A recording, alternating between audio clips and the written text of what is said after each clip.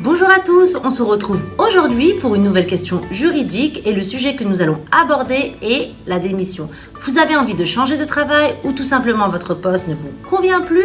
Comment faire? On découvre ça ensemble. Déjà, ce qu'il faut savoir, c'est que la loi n'impose pas de formalisme. Vous devez tout simplement en informer votre employeur et respecter un délai de préavis avant de pouvoir quitter l'entreprise. Un écrit n'est pas obligatoire, mais il est fortement conseillé. Il constitue un moyen de preuve. Cela peut être fait par lettre recommandée avec accusé de réception ou une lettre remise en main propre contre décharge de votre employeur. Vous devez préciser votre volonté de quitter l'entreprise, mais vous n'avez pas à expliquer les raisons ou à vous justifier. Enfin, vous précisez la date de départ de l'entreprise après avoir effectué votre préavis.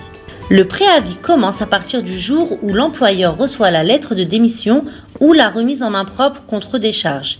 Cette durée est fixée en tenant compte non seulement du statut du salarié, mais aussi de son ancienneté dans l'entreprise.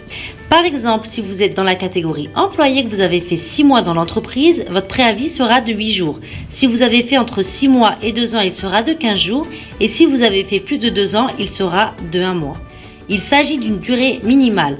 Vous pouvez toujours négocier avec votre employeur pour réduire ce délai.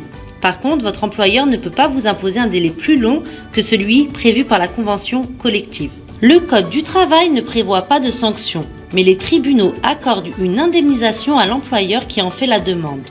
Le salarié peut être condamné à payer le montant du salaire qu'il aurait perçu s'il avait effectué son préavis. Pas de panique, peu d'employeurs font appel à un tel recours.